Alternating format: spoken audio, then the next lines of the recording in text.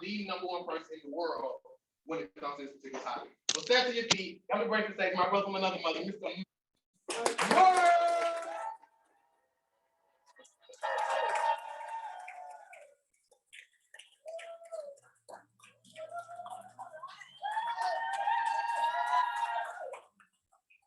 Leo in the building. Let's get it, baby.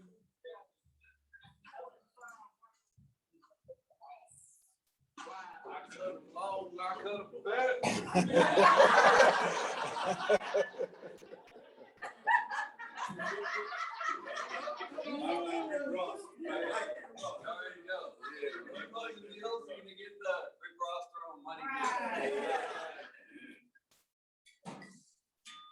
Can you guys hear me all right? Yes. All right, cool. So I am going to go over a lot, right? My goal is that you guys just take away one big insight that really just hits you so hard that it changes you. And so I'm going to go over a lot of different stuff. Each of you guys are going to pick up something different. So, and if you got questions, I'm going to make sure you guys have time to answer questions. Just my ask is, if you got a question, write it down, and then we'll save time at the end, and we'll just run right through them real fast. Here we go.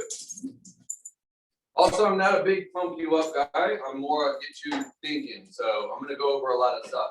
Now, one of the biggest things that happens, what I see, is beginners don't know how to ask good questions, right?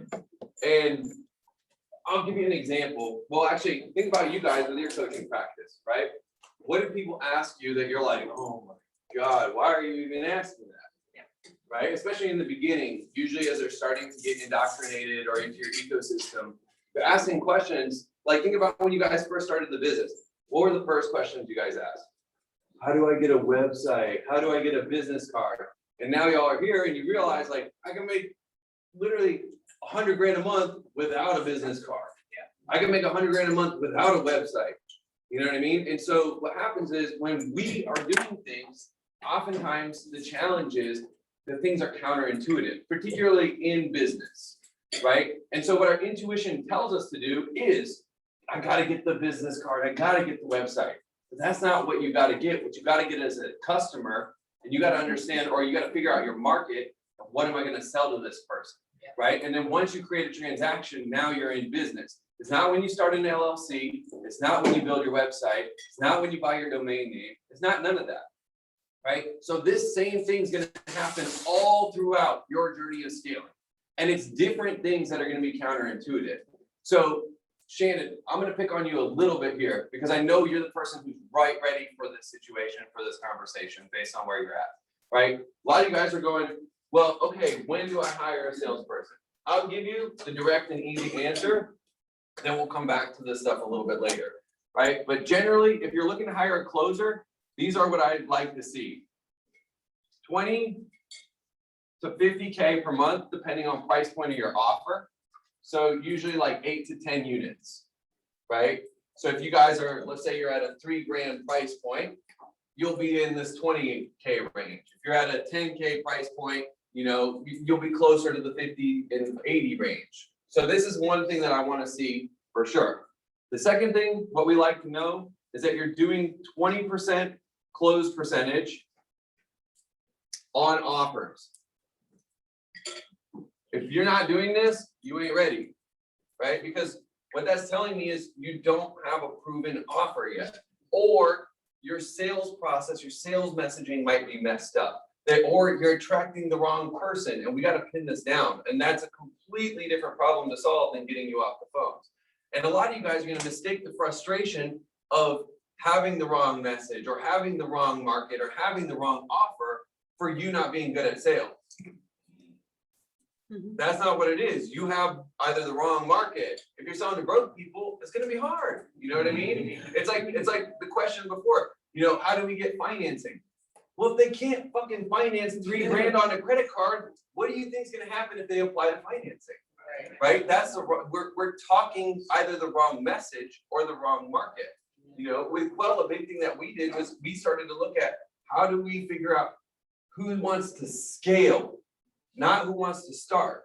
Because people who want to start ain't ready for ads. They're not ready. It's a huge mental hurdle. It's a whole different problem. Whereas you guys are looking at, all right, I got some success. How do we take this to the next level? And for Quell, that's what he's better at. It's a lot more fun for him to help you guys get to the 7 figures and beyond, right? So you need to know that you're doing 20% close on offers, and it needs to be one of the founders that does this.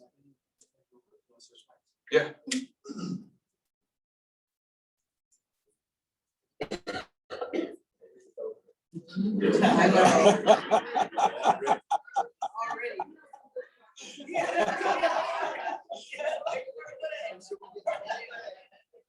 Where you posting this at, Kel? Guys, where you posting this at?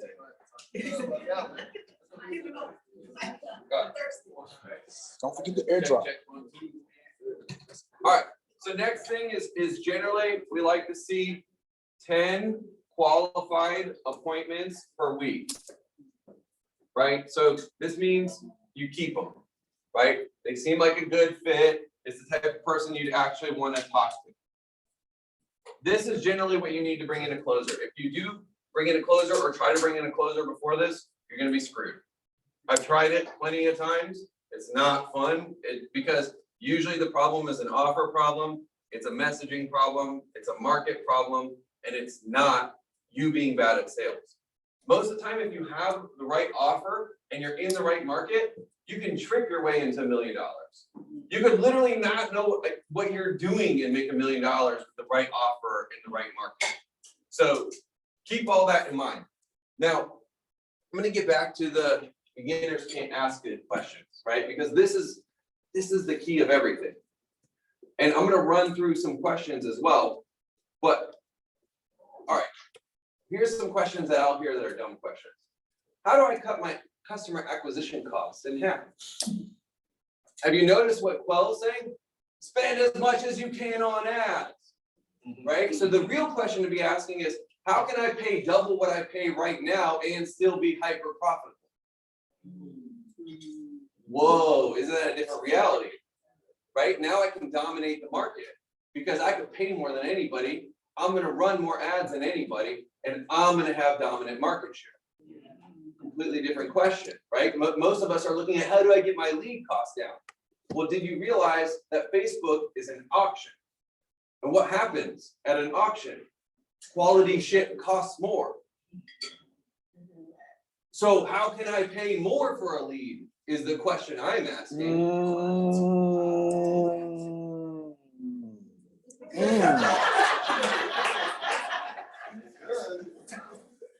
All right, here's questions I hear people who are struggling with sales. What do you say when they say?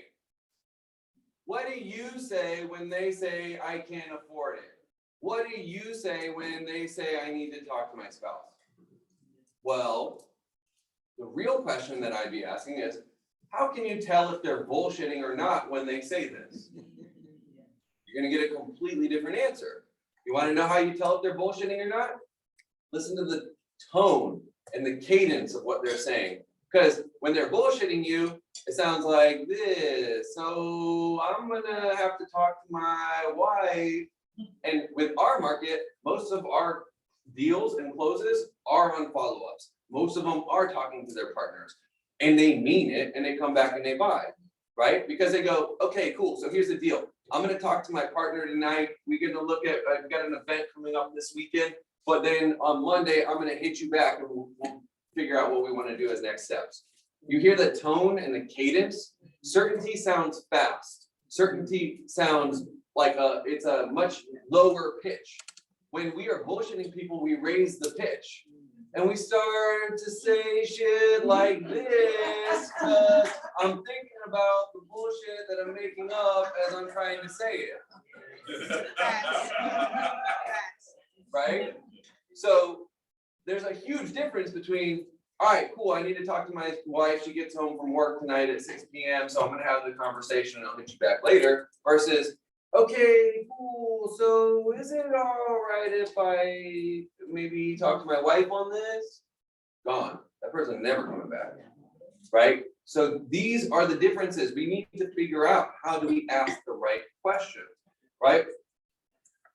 And I spend most of my time as a business owner on problem definition and question formulation.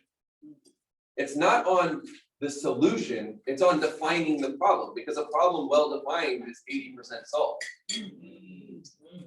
Right? Definition of what was the other one? And question formulation, right? Because the questions are what give you the access to the answers, right? And so, like, literally, you want to know what one of my best investments is?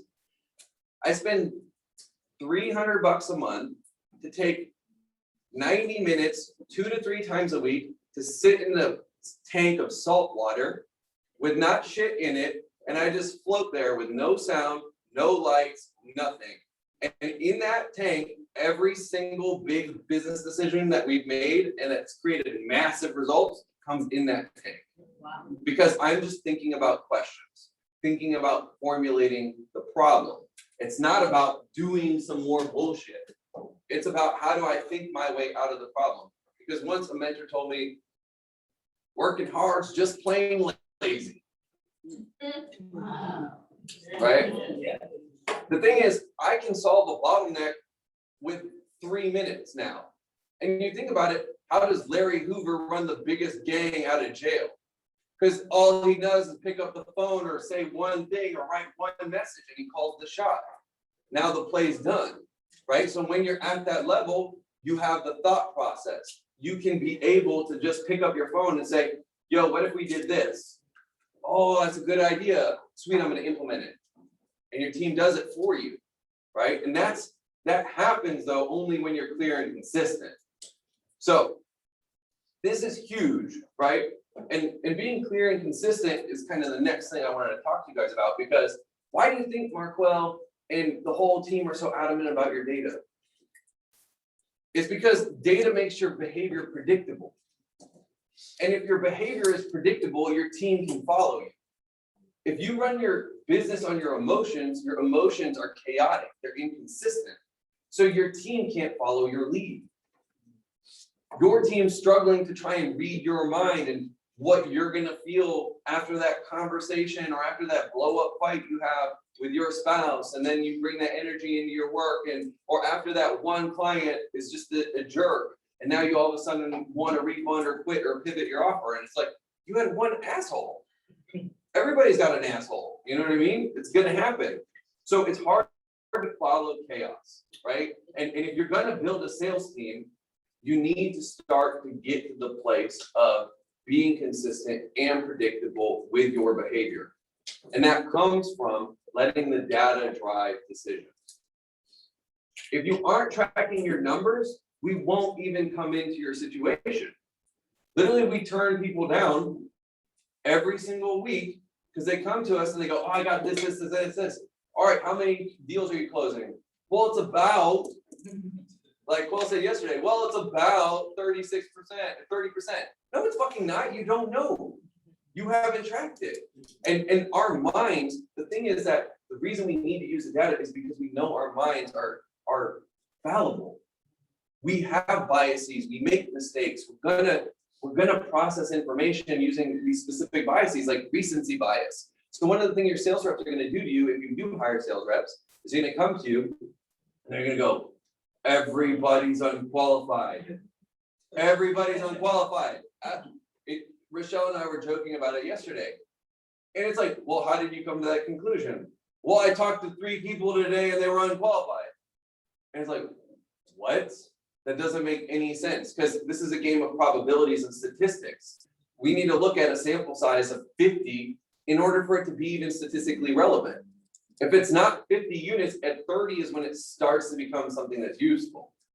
At 50 data points, now we have statistical relevance. So Shannon, when you're asking, how do I switch to webinars? That's one of those moments, like, that's not the right question to ask, right? Because first of all, the webinar worked, but it's to a warm list. That doesn't run the same way to cold traffic. Cold traffic and warm lists behave completely differently, right? So also we had 3 deals out of 14 people. Our sample size is only 3 points. That means nothing. A sample size of 3 is not relevant. I need a sample size of 50 to start really making good quality decisions.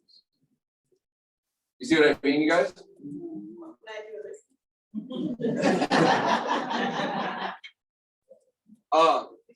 The other thing is about the webinars, right? So everybody does this. There's a common mistake I'll hear again and again and again and again. Is that, look, I know how it is when you start taking sales calls and closing those deals on your high ticket offer and you start touching money you've never touched in your life. It is awesome. And then you have 30 to 40 calls a week for several months in a row, and it stops being as awesome as it was. Right? If you've had 30 to 40 calls a week, you know exactly what I'm talking about. It feels like you're just chained to your phone, and then you're dealing with all these people and you're taking on all their energy, and it's extremely frustrating. And I get it. And so at that moment, what people often ask is, how do I switch to courses? How do I switch to a webinar model? Well, look at everybody who used to run courses. They're all running phone sales models, and they all have setters. Why? Because it's a question of how can I maximize my dollars per lead? If you maximize your dollars or earnings per lead, then you can pay more than anybody else. You can get to the market before anybody else. So it's a game of how can I maximize my dollars per lead? That's why all of these guys, even if they teach you courses, I have a good friend of mine who he runs a company called the Webinar Agency. And he used to build webinars for big dogs. He doesn't like building webinars. It's too much risk. It takes too long to get all the data. You have to spend way too much money through the system to get enough data to be able to figure it out. And he also tried to set up a system where he didn't have phone sales and he cut his revenue in half. He rapidly got back to phone sales, right? So again, we don't ask the right questions. This is the challenge when we don't have the requisite information, right? Some other big things to pay attention to is when you're looking at coaches, right? There's this idea of like, I want my coach to be the best at something, right? You guys think like, oh, my coach needs to have accomplished this. But let me ask you this, who's the best basketball player of all time? Kareem Abdul-Jabbar. I figured we'd start fighting if I asked this. No, and he's right, Kareem must be driving him out of there. All right. Who's the best basketball coach of all time? Phil Jackson. Have you noticed that they're not the same person? Who's the best football player of all time? Walter Payton. Aaron Rodgers. You out. Who's the best football coach of all time? Belichick. Belichick. Nick Bill Saban. Belichick, baby. Nick Bill Belichick taught Nick Saban. Nick Saban is Bill Belichick's child, right? So Bill Belichick is the godfather. Yeah. All right. So, who's the best rapper of all time? KRS-One. Who's the best rapper coach of all time? Yeah. Tupac taught Biggie. Birdman. Ooh. Look at Birdman. Birdman, you got Lil Wayne, you got Jude, you got Drake, you got Nicki. Thug, you got Nicki. Birdman's made more money off of making superstars in the music business than anybody else. Rick Rubin.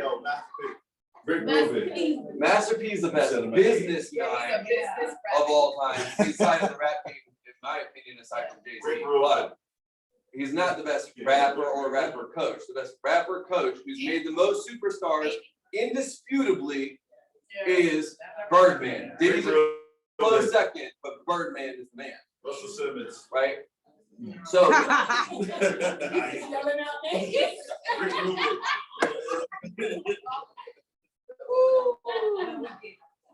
So the question you guys want to ask yourselves is not who's the best player, who gave the best player game. That's the question. Right? And a lot of you guys have probably hired shitty coaches. Right? Who's hired a shitty coach? No, we've been lucky. I have. Did that person talk about their success or their client's success? Their success. All right, when you hire a good coach, who do they talk about? Their success or their client's success? We asked the wrong questions. Y'all see what I'm saying? Yeah, absolutely. All right, so we got our criteria for bringing a salesperson on, but quick questions. I want to give you guys a list of questions that I really, really love that help me think through problems faster. Because if you guys have solid questions, you're going to be able to think through your problems a hell of a lot faster. Who mentored the people I look up to? That's huge for me, right? If I study a lot of the internet marketers, I can trace the thread back to Dan Kennedy and Gary Halbert. So I studied Dan Kennedy and Gary Halbert because those are the OGs, right? What was the question again? I'm sorry. Who mentored the people I look up to, right? So what I'm looking for is what they call the genealogy of ideas. Lineage. Exactly. So I've always made beats and I rap, if you guys didn't know that, but so I've been doing it since I was young. And the whole thing is I made beats like RZA or Kanye or Dre and those guys did, which is you love the artist, like I love Dre, and then I'm listening to Dre and Snoop Dogg, and they lead me to Parliament, right? And so I'm finding that genealogy of ideas. Then you hit James Brown, then you hit Chuck Berry, right? And then you find the genealogy of ideas. The sauce then. Exactly. And so that's a big question for me is who mentored the people I look up to? And I'm asking that question all the time and I'm trying to find that so I can see what's the common thread here, right? So Benjamin Graham is one of the greatest investing minds of all time. He created value investing. He is Warren Buffett's mentor. He's also a mentor for a lot of the other biggest investors out there, like Ray Dalio, and most people who have really solid investment theories build investment theories based on Benjamin Graham, right? So it's how do we find those people and study and get access to their ideas, right? Now, other questions I really like. Who has the greatest concentration of success stories, right? If I'm in the process of hiring a mentor, like Quell said, for you guys, yeah, you might have some standout success stories, but what's the percentage of your clients that get success? That's a huge question, right? And so what's the percentage of someone's clients that get huge success? One thing that I love is going to someone I really, really trust and going, here's my problem. Who should I talk to? Who should I talk to?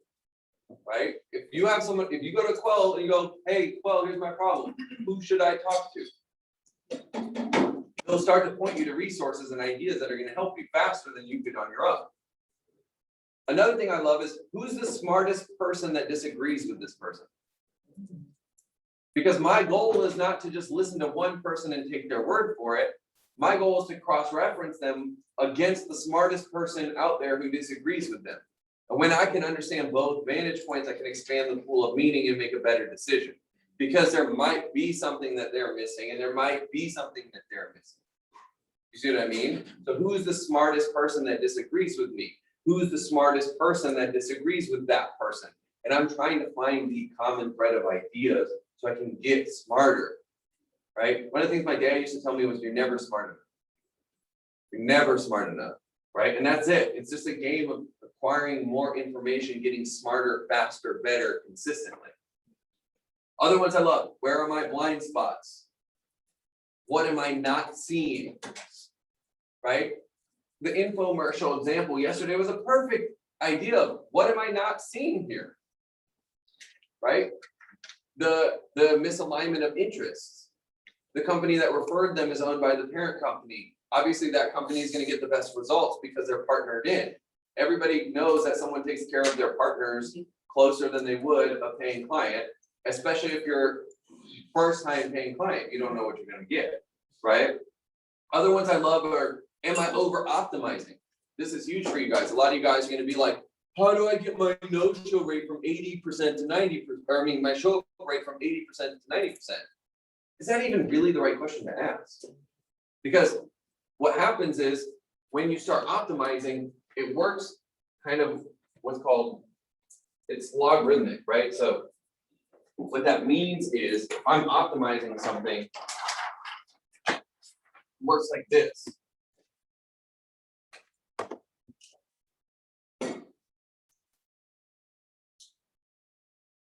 So on this, you have results, and on this, you have effort, right? If you start optimizing, you get results really fast, and then it starts to stabilize, right? So you can create a lot more effort and not optimize. And in fact, it goes into a U curve because then you start making mistakes if you optimize too much, right? So I want to be right here because this is where I've maximized my input and the asymmetries on the output.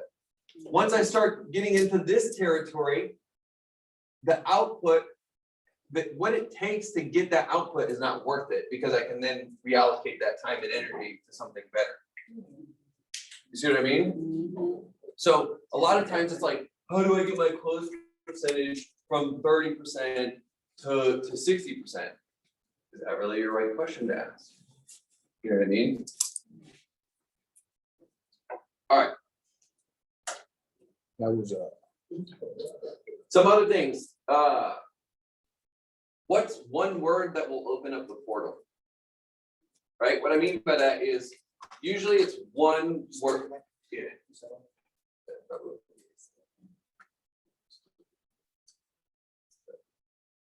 So what happens is what's that one question? word, what's one word that will open up the portal? Right? Usually it's just one word that you need to know in order to find a whole community. It's a whole subculture of people that know the same thing, that talk a language that you don't speak yet. Because whether you're a lawyer, whether you're a doctor, whether you're in advertising, what we learn, all of these things are languages. They're jargons, and we need to master a jargon in order to be proficient in that realm. Right? And one word can expose you to the subculture you need, and then you treat it like you're learning a language. Right? You guys are learning the language of acquisition, customer acquisition, and advertising right now. Right? You're learning the language of scaling. There's a certain language here. We use terms like allocation. What the hell is an allocation? Right? We need to know what asset allocation is if you're going to scale. Right? So we want to find what's the one word that opens this up for us. So like an example is, recently I hired a style coach, and it's like kind of hilarious to see the before and after because it's like results of doing it on your own versus results of hiring a coach. And I could do it on my own for years, and I looked so stupid. And then I hired a coach, and in a matter of 2 months, like the amount of compliments I get on my style now, and people being like, whoa, yo, you look dialed in, is completely night and day, right? And all it took was a few little words like sartorial. What the hell is sartorial? I never heard that word. Google it, and it opens up a pocket of all these people who are obsessed speaking the same language, and then I can just learn the language. And I can find what are the books that those people are reading? What are the things that they're listening to podcast-wise? What YouTube channels are they watching? What magazines do they look at? What Instagram pages are they following? Right? And now I can get indoctrinated into their language. And once you have that language, nobody can take it away from you. Right? So what's the one word that will open up the portal? And oftentimes it's just one word. Once you find that word, you Google that word, all of a sudden you find all the authors, you find everybody that you need, and it's all right there. Right? So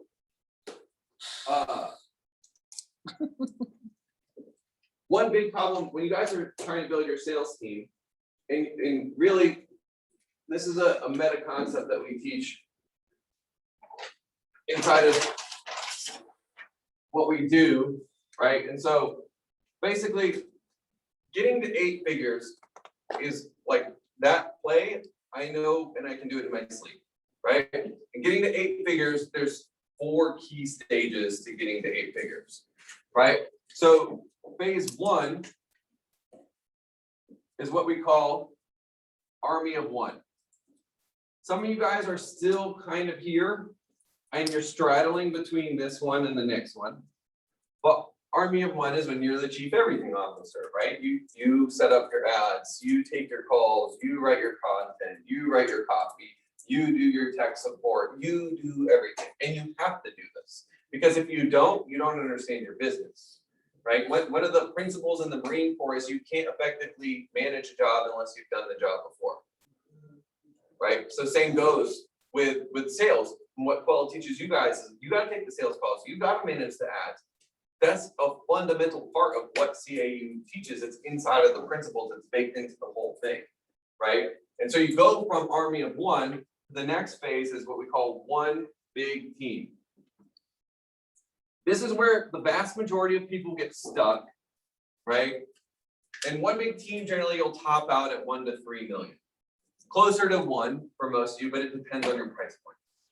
And in one big team, effectively it looks like this. You are a hub of the network and everything routes through you, right? So you got your sales rep, you got your appointment setter, you got your executive assistant, you got your media buyer, you got your client success coach, and you got your copywriter, for example, right? Now you're in one big team. So this is generally where most people will top out, especially inside of the coaching and consulting world. You won't see that many people that get to 8 figures. It's a very, very small subset of everyone that gets to 8 figures. The vast majority of these, especially the people who have shitty products and talk about how much money they make, they stay here pretty much for the rest of their life. And they'll literally, there are people that do this for 20 to 30 years because they can never figure it out. And they fuck up the next transition really bad. It hurts and they have emotional trauma and they can't figure it out, right? Because the move from here is what you call, y'all are laughing because you know it's true, right? So you move from one big team to team of teams. And you guys can see, you know, CAU is in team of teams, right? And they've successfully made this transition. Most people will never make this transition because they don't have the leadership capacity, communication capacity. And in the process, they're saying, oh, these people are stupid. What's wrong with you? Why don't you get it? Why can't you figure it out? Well, that's not even the right fucking question to ask. Right. Right? Is this a people person or a process? Or is this a people problem or a process problem? If it's a process problem, what process problem would it be? Right? And sometimes it is a people problem, right? But my goal is that I've tried everything to figure out whether or not it was a process problem first. Like letting someone go is generally my ultimate last resort if they've made it past their trial. If they're in a trial and it's not working, then just cut it. Right. Yeah. Right? But if they've made it past their trial and we see a dip in performance or we see something going on, then we need to, my goal is I put everything into it to make it work. And I'm going to try and figure out every little detail of where our systems are broken. And I can make that system work smooth and we can get them to where we need to go. Right? And if it doesn't at that point work, then we move into, all right, it's time to figure something else out. Or can we move you into a different department because maybe I'm asking you to do something that's not in your nature, right? Maybe I'm asking you to be a hardcore closer when you're really a friendly person and you just want to support and care about people and you're better suited on client success or you're better suited in customer service or you're better suited as an appointment setter, right? So that's something to consider is like, am I asking them to do something against their nature? And the last one, which very few, this is like almost nobody gets this one, is what we call business of businesses.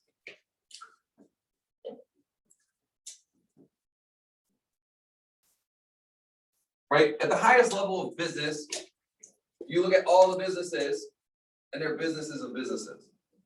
Right? Look at Google, look at Facebook. Facebook has WhatsApp, they have Instagram, they have multiple business, they have Oculus, they have all these different business units inside of the business. And at the highest level of business, it turns into business of businesses because they start replicating. These things are like little organisms, right? It's like watching life form become. They all replicate, they duplicate and recreate, and they spin off into each other. And so these are generally the phases that we'll see will get people from 0. You can get to 8 figures here, and then this can push you into the billions, right? And this is the game, and most people, for you guys to get off the phones, you're really trying to get to the final stage of one big team. If you're getting off the phones, that should be the last hire you're making in most cases, because we also do something that we call time scaling, right? And so time scaling is understanding power curves.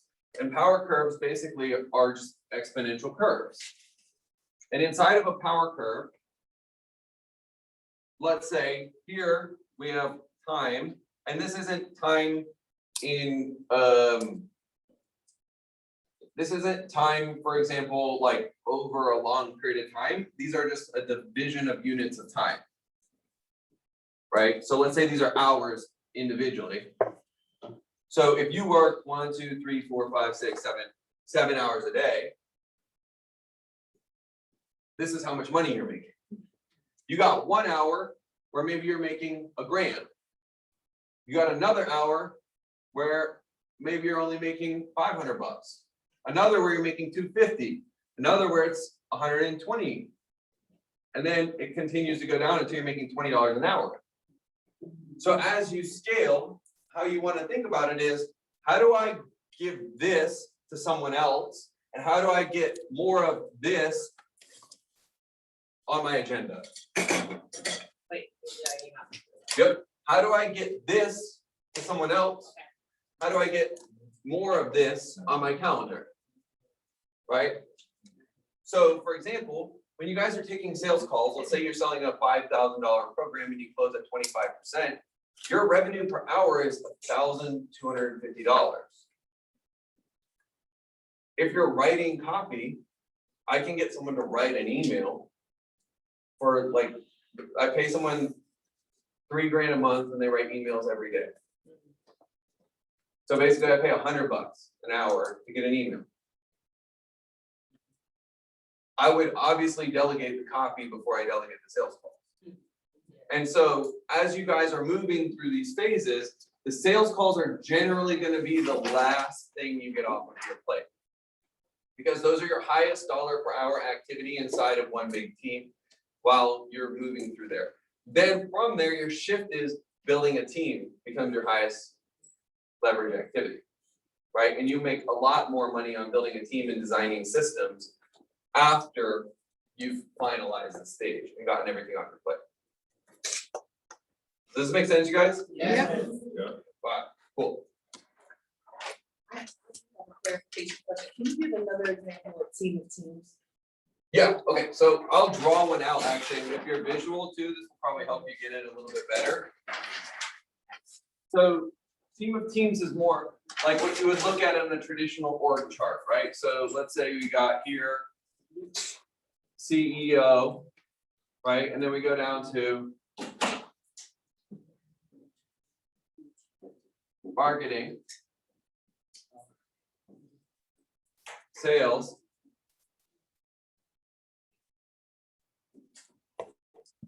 client success, and then ops and admin. Right? So in each department, you have a marketing manager or a marketing director or a CMO or whatever you want to call that person, doesn't matter. And then this person manages and interfaces with their sub team. So they may have a copywriter, a media buyer, let's say a graphic designer / video person. So would a media buyer be like people who get your ads and stuff like that? Media buyers are just people who manage ads and manage paid media.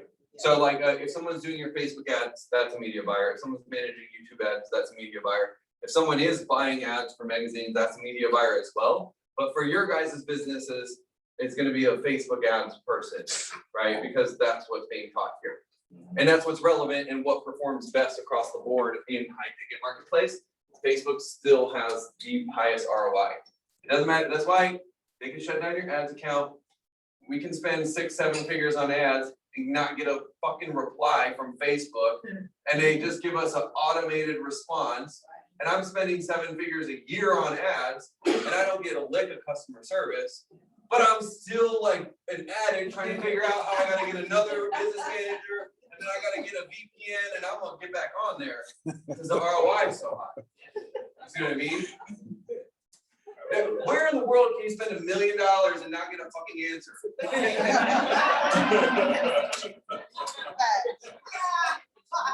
It's crazy. It's crazy, but it's facts. And so this is team of teams, right? So you'll have, let's say, setters, salespeople with a sales manager, your client success team. You may have a few different coaches on your client success team, or a couple one-on-one coaches or whatever, and a client success manager. And then you'll have your ops people and admin people. So your VAs, your finance person, you know, everybody that's in that side of things, making sure things are systematized, streamlined, and that you're getting your reporting and your metrics on time.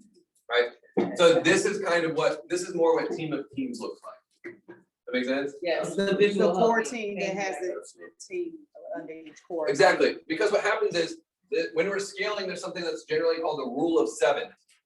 The rule of sevens is you can really, the optimal team size is 4.3 people. This is out of a Harvard study, right? Optimal team size is 4.3 people. And so what happens is if you want a team to run efficiently, you'll generally see a breakdown on a team at about 10 people. At about 10 people, it takes more work to get anything done. Like you can't get anything done. And you're trying to constantly bring everybody on the same page. And you're trying to explain to everybody what's going on. And then it's just breaking down the communications. So once you get past 10, 12 people, you got to start subdividing your company, right? And I need people who communicate with people, right? Your job is to communicate with this group of people and then communicate with me what the fuck's going on. You see what I mean? Can you go back to that? Yeah. And then go across the top to see it. Where's the Operations This one here? administration. Yeah. Media buyer sales, is that considered support and? Client success is what I call that, because it's a little bit different than customer support. And then, yeah, ops and admin. But every business is going to be slightly different, right? Like how you design yours is going to be based on what you do. So you guys might have different situations where, you know, recruiting is a part of our business. So we have a recruiting team inside of this as well. So your business is going to be designed based on the needs of what you actually do and what your offer entails and your product service delivery entails. But this gives you, most businesses have, you know, like Marquella teaches, you know, you have to have your marketing system, you have to have your 7-figure sales system, and you have to have your 7-figure delivery system, right? That's exactly that. And then the ops and admin are just the glue that keep us all together and keep the reporting on time so you know what the hell's going on. And you can make decisions based on data, not on what you feel is going on. That'd be what? She's pretty much like giving you a fractional ops and admin manager, right? That's more or less what you're doing. Well, I wrote down as a media by reporting and metrics, but I'm very passionate about. Yep, so that would be ops and admin, right? Because of reporting and metrics is what I need from ops and admin. Okay. Right there. And then ops and admin will also have procedure documentation as well, which sounds like a little bit different. But generally, yes, what Mel's doing is going to be an ops and admin. So then you can make decisions as a CEO based on numbers, not based on what you feel is going on. Right? What is the box by media buyer? Graphic design. Yeah, this doesn't matter. You know, I Doesn't matter. was wondering. Graphic designer and video, a copywriter. Copyright, okay. Yeah. But your business is going to depend on you do this based on the functions that you're doing in your SOPs. I got a quick question. So you said in one big team, they usually cap out like the 1 to 3 million mark. Is there a cap out for teams or not necessarily? Team of teams can go pretty high. It can get to 8 figures usually. And then it needs to start replicating and subdividing into multiple offers and profit centers. And then you have kind of like almost, you have CEOs or you have directors that manage a profit center. And so then that they basically are a sub team of teams. but normally around, like, you can push 8 figures pretty easily on team of teams alone. And then beyond that is when you have to start replicating your business. All right.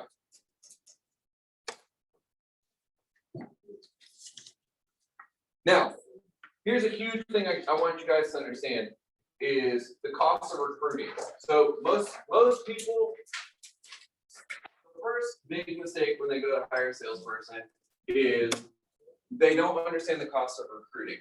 And so here's what I mean by that. The average hiring a salesperson situation looks like this. Your hair is on fire, you're fucking drained, you can't keep doing this anymore. You've already spazzed on your significant other and your children more than you should have, and everybody thinks you're a psycho, and you're at the point where you want to shut down the business, right? So the average person then goes into a random Facebook group and goes, hey, I'm looking to hire a salesperson, right? You got so much shit on your plate, you get maybe 10 opportunities or 10 leads. Most of them are trash. You barely even interview them, and you take the first person that seems halfway decent and you put them on the phone. This is what I see time and time again, right? And the challenge is, in that situation, we got the blind leading the blind. So the salesperson doesn't know how to build a sales team. Building a sales team and selling are completely different skill sets. That's like being Bill Belichick or Tom Brady, right? Bill Belichick builds the team. Tom Brady is not the best football coach in the world, right? Michael Jordan wasn't the best basketball coach in the world. Michael Jordan is your salesperson. Phil Jackson is the sales manager, sales coach, right? And they know how to build the systems. Completely different people, right? So what happens is the business owners oftentimes never build a sales team, or maybe they built one, right? Which, I'm sorry, but we've got over 100 people off the phones and at over plus 7 figures, right? So the just sheer amount of data that we have on this is beyond what anybody can even touch, right? And what happens is, in that moment, now we didn't do enough vetting or recruiting because we shortcut it because you're time poor. Also, you did it all yourself. And a funnel looks like this for recruiting. Generally, I need 200 people at top of funnel to find a good candidate, right? And so this is going to be just like applications or interest, people that are hitting me up saying, yo, I'm interested in this, right? So I need 200 people. Of that, generally, we're going to narrow it down to about 75 to 80 people. And these are going to be what we call phone screens. It's going to be 15-minute shoot the shits. Let me get a feel for you, make sure you're not a crazy, and then we'll potentially move you to an hour-long interview and role play, right? So from there, now we knew about 20 to 25 of these. Generally, 24 is actually the sweet spot, but 20 to 25 interviews, which are about an hour long, because you got to role play, coach, you got to understand them, their values, how they grew up, all that stuff, make sure that they align with you. And then you got to get a quick role play and feel how they do it, as well as get a feel for how they take coaching and implement coaching, right? From there, generally what we're going to see is we are going to have 3 final selections, but most people will do 2 to 4, but 3 is the sweet spot. We'll have 3 final selections, and then you put them on and you end up with 1 winner. So the way we treat hiring salespeople is like running ads. I take 3 best candidates, I give them 5 calls each per week until they hit 30 calls, and then I let the data sort it out. She said about fiber yesterday. Who gets it done? It's the same game, right? So yep. So we'll take 3 people, allocate 5 calls per week to each, and I'll land a winner out of that, right? So I'm treating it just like ads. I'm not saying, oh, and I can't tell you how many times I've done interviews with clients, and the question I always ask them is, the person you thought was going to be the best, were they the best? And like most of the time they say that person was actually the worst. And the person I thought wasn't going to make it ended up being our superstar, right? And we've done this now where we've placed, on an average month, we place 250 reps. Right, so we place 250 reps on an offer every month. That's 3,000 sales reps. So that's here. So imagine how many conversations and phone screens we're doing at the top of our funnel. It's insane, right? We have a huge recruiting team that's always out interviewing, always out handling this, right? We place that many reps and I still can't predict it and no one on our team can predict it. So if you think you can talk to a person and know they're gonna make it or not, you're fucking insane. Just flat out, you're insane. Like it's just the math doesn't work that way. Right? If I'm here saying that, you can't do it either. You know what I mean? And I know I can't do it, so I don't even try. We just do the same game. Put them up, allocate the calls, see who wins. Find it out. Right? And what happens is the way it normally is gonna work is one's gonna drop out almost immediately. They may not even make it to calls. They'll quit their first week. First no they get, it's not for me, blah, blah, blah. Cool. That's what I expect, right? One's gonna be promising, you'll like them, they'll be a good culture fit, they'll be plugged in, they'll be eager, but they just aren't able to get them across the line at the rate we need them to. And then one's gonna be like home run standout usually, right? And it's just as obvious. And so at that point, we start to allocate all of those calls to R1. Now they're getting 15 a week. They're hitting their 20, 30%, 2-3 deals, pop, pop, pop, pop, pop, pop, pop, consistently. And now you're off the phones, you're making 30 to 50 G's a month without you doing shit other than managing your team. Right? Yeah. So how, what kind of training? Sales training, need some kind of understanding of sales. Okay, one of my big beliefs is you can train a chicken to climb a tree, but it's a lot easier to hire a squirrel. Right? So what I mean by that is a lot of people make this common mistake of they go, you know what, I have this friend who's a great people person, they like talking to people. Why don't I give them a shot?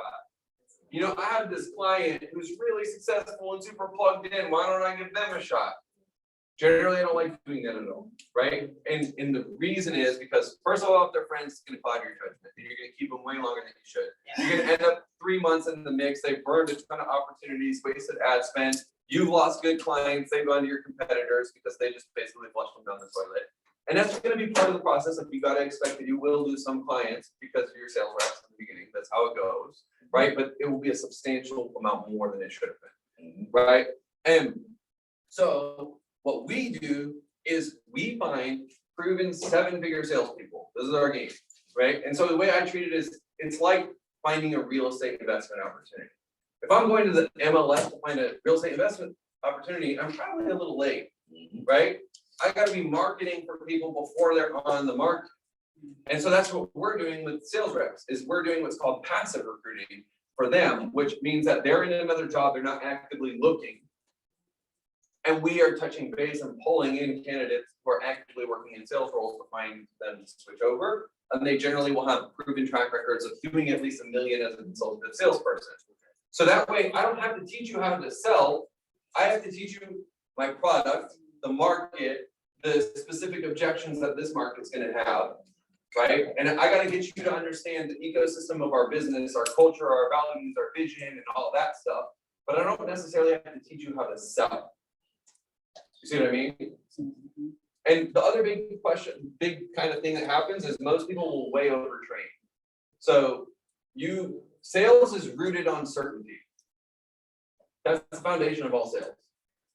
People can have terrible scripts and be complete idiots and still close deals if they just sound really confident, right? You don't have to know what you're doing if you sound super confident.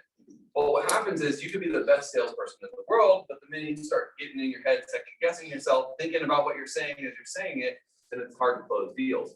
We as business owners want to get people results so bad. We want to make it so our self-importance gets in the way, our need for significance gets in the way of allowing this thing to grow.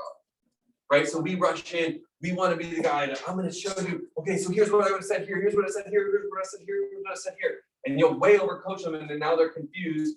And like, it's like, you know, when you're at a party and you're thinking about being funny, you're never funny. But then when you're at a party and you're having a good time, you leave and you're just in the zone, you're like, God damn, I'm the funniest motherfucker on earth. You see what I mean? Yeah. So it's that same thing with a salesperson. If they're thinking about what they're saying as they're saying it, they're not going to be certain. If you're in the zone, you're not self-aware. You're focused on whatever that thing is. That's being in the zone. And you guys know it because you've done it on sales calls.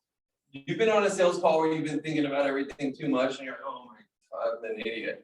And then you've been in a sales call where you're like, well, that was an hour, and they're giving you the credit card info, and you're like, it's a great time. You know, so overtraining is a big concern. And there's a very specific training process we don't have the time to go into, but there is a very specific training process that it's about progressions, right? So you notice how Mark 12 dumbs everything down. It's super simple. The 7-figure marketing plan is not complicated. And it's for a reason, because if you just keep doing it, you'll pick up all the insights as long as you're doing the work. And then you have the questions, right? And so he makes it so insanely simple for you guys to follow. But like they say, what's easy to do is easy not to do. So we oftentimes want to complicate it and over-optimize and do all these other things instead of just doing the work. Well, the same goes with the sales reps. We need to, in the training, simplify things. And there's a series of progressions, because once you guys are at 7 figures, there's more shit to do. They just can't teach it to you until you guys are getting to that place. You know what I mean? Because you're not ready for that message yet. And so the same goes with sales or anything, you know, watching Mia grow. First, she's got to figure out how to just get on her hands and knees, right? Then she's got to figure out how to get one hand forward at a time. Then she starts to figure out the crawling thing. Then she starts to figure out how to just sit upright by herself. Then she figures out how to kind of stand, maybe holding stuff, right? Then she starts to walk. Then holding something though, she can't walk without holding something. Then she walks on her own. Then she gets up on her own. Then she's running. Right? It's a series of progressions. Nature works that way. Study nature. It always breaks down into progressions. So you need to understand the progressions of training your sales reps. And you need to design the system so that the progressions are hitting at the right place next time. See what I mean? All right, we're over time. So I'm gonna call it a wrap there. I don't know if there's anyone want to get one last question out? What you guys can do, find me during a break and then ask stuff, because I know this might need a little bit of time for you guys to digest. I just threw a textbook at you. Yeah. But that was my point, and I know some of you guys are gonna pick up different things here, and I wanted you guys to not get the what, but actually get some of the how. What's the water tank you're in for 9 minutes? What's the what? You said you can go somewhere. The flotation. Yeah, it's called flotation. So it's a saltwater sensory deprivation tank, and it's a kind of form of meditation, and it's incredible. Like the benefits of it is easily the highest ROI activity I do every single week. Christy, go on Groupon first for that one. Any city. There's one on My question was, deprivation time. if you could go Or back. flotation. and Let's just go to talk Groupon. to- Let's go to Groupon. Type in flotation. My question is, if you could go back and talk to, and basically it was your whole talk, but just to sum it up, kind of like going back and talking to yourself when you were in phase 1, what advice would you give if you could go back in time to talk to yourself?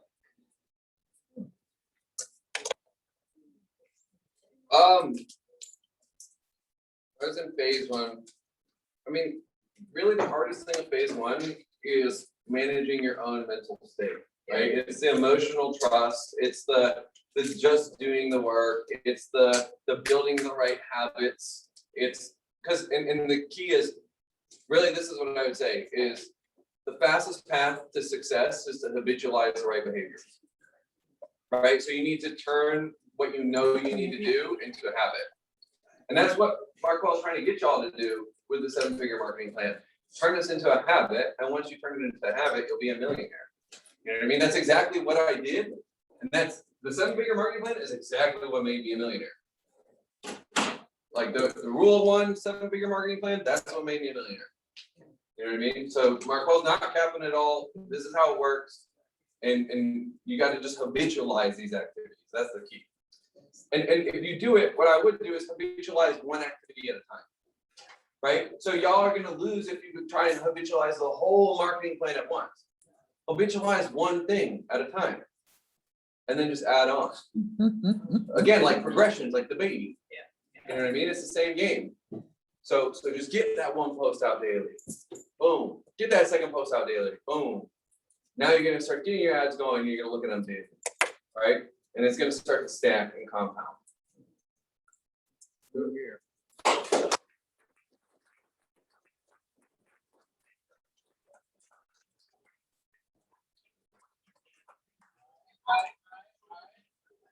That was like a pretty week for what might have been. That was like.